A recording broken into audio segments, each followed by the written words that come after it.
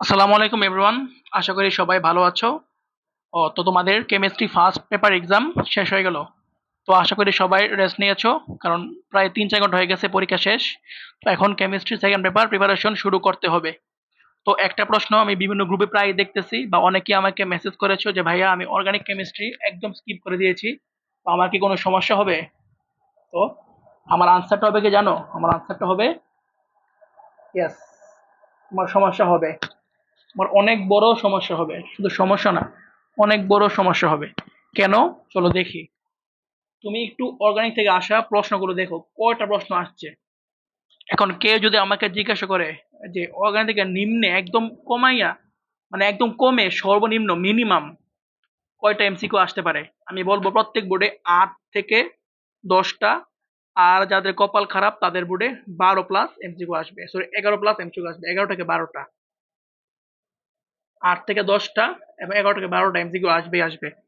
2000 কত সালে জানি কুমিল্লা বোর্ডে 11টা অর্গানিক থেকে 11টা এমসিকিউ আসছিল, অর্গানিক থেকে 11টা। চিন্তা করে দেখো, কুমিল্লা বোর্ডে কোন এক সালে অর্গানিক কেমিস্ট্রি থেকে 11টা এমসিকিউ আসছিল কুমিল্লা বোর্ডে। তো এমসিকিউ তোমার ধরো 10 নম্বর অর্গানিক থেকে আসবে, আর 10 আর বাকি 15 নম্বর আসবে বিভিন্ন চ্যাপ্টার থেকে। তোমাদের 25-এ পাস কততে? তোমাদের 8 পাইলে পাস, তো 8 তো 9 তো পাইতেই হবে অন্তত। তো আশা করি বুঝতে পারছো যে অর্গানিক কতটা গুরুত্বপূর্ণ। যদি 11-10টা আছে আর যদি 15টা থাকে, এই 15টার মধ্যে তোমার 15টাই হতে হবে। আর 15 থেকে 15টা হওয়া টাফ। কেমিস্ট্রিতে 15টার মধ্যে ওই 15টা হওয়াও টাফ। তো অর্গানিক পড়তেই হবে। আর সিকিউ তো তোমার থাকবেই, সিকিউ থাকবে তোমার 3 থেকে 4টা সিকিউ ফুল সেট থাকবে অর্গানিকের। আর কক্ষর মধ্যে অর্গানিক মিক্স থাকবে, কক্ষতে অর্গানিক মিক্স থাকবে। এখন যারা একদমই পড়ো না তারা কি করবা? এখন যারা একদমই পড়ো নাই তারা কি করবা?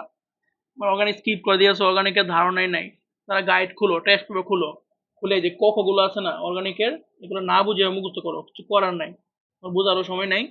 না বুঝে এগুলো মুখস্থ করো, যাতে অন্তত ক খর মার্ক গুলো তুমি এনশিওর করে আসতে পারো। আর এমসিকিউ কি করবা 15টা এমসিকিউ ভালো করে পড়ো অন্য চ্যাপ্টার গুলা, এখান থেকে যদি ভুল না হয়।